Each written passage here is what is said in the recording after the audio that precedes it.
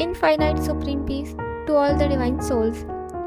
Today's our subject is different dimensions of souls and the journey between the stars. In ancient times, the deities, devtas, used to come to the earth from the heavenly realm in the guise of human beings. They used to transform their three elemental subtle body into a human body of five elements till their purpose of visit on earth was completed. These deities did not use to take birth like a human being does on the earth. In our scriptures, such instances of temporary transformations are mentioned widely. There are recorded stories in our Shastras about Apsaras, dancers of heaven, who used to come from such heavenly realm to enjoy the earth's pleasant water at the takes. With just a single thought, Apsaras would land on earth from heaven. After their bath at the earth's most beautiful lakes, these heavenly damsels would be gone back in an instant to Swargloka. We all are aware of the stories of Narad Muni, who would roam in the entire solar system. He could travel from one loka to the other in an instant. Narad Muni would transform himself from visible to invisible form, and within a moment he could go to Vishnupuri, Brahmapuri, Earth plane, Patal Loka, etc. However, even a great soul like Narad Muni could not travel to Paramdham, because in order to go to Paramdham, the soul needs to be in pure soul consciousness, in incorporeal state, Nirakari state or formless state of the soul. There are many instances in ancient times where God had to take the form of a human being in order to destroy the evils present on the earth. For example, there is a famous instance of King Bali, who was very egoistic, and his lust for power was so tremendous that he decided to become the king of the three worlds, three dimensions. So, in order to destroy King Bali's ego and power, as well as to teach him a lesson in humility, Lord Vishnu took form as a dwarf Brahmin boy and brought down King Bali to Padaloka. There are also other instances of gods taking the form of human beings for some particular mission on earth. Demigods, deities used to travel in their divine vehicles, Vimanas, from one loka to the other. In those times, the deities used to have vehicles made of Param Tattva for travel. God Vishnu had his Garud Vimana or eagle-shaped flying vehicle, similarly to today's UFOs, for his journey into various dimensions. Likewise, Lord Brahma used to travel in his swan-shaped vehicle from Brahmapuri to the earth and also to other realms. We also have a popular example of the demon king Ravana, who was known as Trilokinath, or master of the three worlds. He possessed the powerful and swiftest vehicle called the Pushpak Viman, a subtle vehicle made of Vayu Tattva or air element. For traveling into the three worlds of Swargloka, Bhuloka and Patal, Ravana has such power that in the Pushpak Viman he travels into the air element with the power of affirmation. He could also increase or decrease the size of the vehicle as per the number of passengers traveling in the Pushpak Viman with just a single affirmation or sankalp of the owner of the Pushpak vehicle. The energy would generate, and that energy would manifest the vehicle in the atmosphere. Sankalp is the vibrational energy that controls the atoms and molecules of the atmosphere according to the thought and gives the shape accordingly. The power of Sankalp depends upon the power of the soul. The more power in the soul, the more power will be in the affirmations, and the greater power of the affirmation, the more strongly it will manifest the ideas of soul into reality.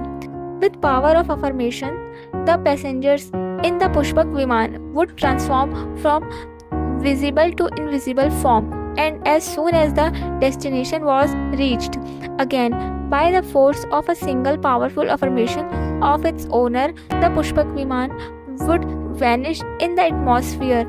All these stories are realities that had occurred in the past and are supreme truths. In ancient times, the deities and humans had enough soul power in themselves to create their desired manifestations. In the era of the Mahabharata, the gods and goddesses would travel to many places on earth. These demigods could also be called upon by the power of mantras. Through the power of vibrations of the mantras, the gods would be compelled to be present at the specific place on earth instantly. The chief deities who controlled the earth were as follows: Lord Indra, the king of the gods, deities in heaven. First, Varun Dev, god of ocean, associated initially with the sky realm and later with the seas as well, justice and truth. Second, the twins Ashwini Kumara, the gods associated with medicine, health, dawn, and sciences. Third, the 12 Adityas. Adityas are benevolent deities who act as protectors of all beings, who are provident and guard the world of spirit and protect the world. The 12 Adityas are believed to present the 12 months in the calendar and the 12 aspects of sun. 4. 11 Rudras, the forms of Rudra, Shiva, meant for destructing evil entities. 5. Lord Mitra, the god who represents friendship, integrity, and harmony. 5. God Vishnu, the supreme being who is the preserver of the Brahmand. 7. God Shankara, Goddess Parvati. Shankar is the god of destruction and Mata Parvati is the consort of Lord Shankar. 8. Devi Saraswati, goddess of knowledge, music, art, speech, wisdom, and learning. 9. Devi Lakshmi, goddess of wealth, fortune, power, beauty, and prosperity. 10. Devi Usha, goddess of dawn. 11 is sun god. 12. Yamadev, god of death and justice. Goddess Devi Ganga can also be considered as one of the chief goddesses. She was once cursed by Lord Indra, the king of heaven, to go to the mortal world or earth. Many instances have been recorded in our scriptures where it has been seen that in order to destroy the ego and sinful actions of the gods and goddesses, they would be sent to the mortal world on earth. The sufferings and pain endured by them on the earth would destroy all their sinful actions and negative karmas, and they would be purified enough to go back to the Swargaloka again.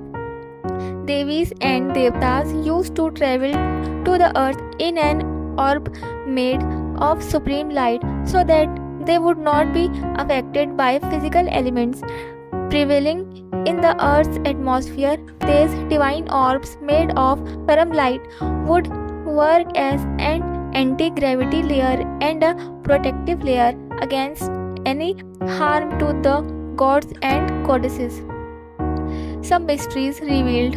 Bapuji has revealed clearly to mankind through his divine vision the mysteries of the higher dimensions, the solar system, the galaxy, the infinite number of universes, etc. Bapuji has said that his mother would often visit the divine realm in a divine chariot. The goddess Jogini Ma would take Bapuji's mother on her divine chariot for the journeys into the higher dimensions in subtle form. They would travel for 3 days, and in the meantime, her physical body would be kept safely well guarded by the family. After 3 days, Bapuji's mother would come back into her physical body. According to Bapuji, the goddess Mandakini and originally come on our earth from the Andromeda galaxy, and after the mission was over, she went back to her galaxy. Note: the Bhagavad Gita mentions Mandakini as one of the most sacred rivers of the Hindus. According to one myth, Mandakini was brought down from heaven to earth by Sati Anusuya, a character of Hindu's mythology who sat on a rigorous meditation to save Chitrakoot from famine. Similarly, Dhruva, the famous young devotee, came from higher dimension above earth, now called the Dhruv Tara or the Pole Star. He had taken birth on the earth and was an ardent devotee of Lord Vishnu. He was granted the benediction of eternal firmness and resolutions in his bhakti or devotion. Later, when his time ended on earth, he went back to his own star, Dhruv star, and due to the boon received by Dhruva, he is still known as the farthest star above the earth plane. All the stars, constellations, planets, and even the sun god revolve around him as the pole star is situated at the center of the subtle world. It is always seen at a single fixed point from the earth. It has been mentioned in the Hindu scriptures named Skanda Purana that the inhabitants of Dhruv Tara or the pole star are self-resplendent due to their own inner light. The pole star that we see today is the highest spiritual power solar system. Bapuji, through his divine vision, has stated that the solar system of Dhruv Tara is many times bigger in size than our solar systems. In the pole star solar system, the power of supreme light is 7 to 8 Kala celestial degrees. Kala means power of the soul, degree, celestial degree.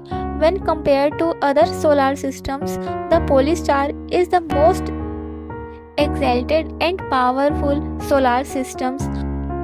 Furthermore, the Saptarishi who had taken birth on the earth were divine souls of great merit, and they went back to their own solar systems or stars as soon as their time period on the earth ended and their mission on earth was completed.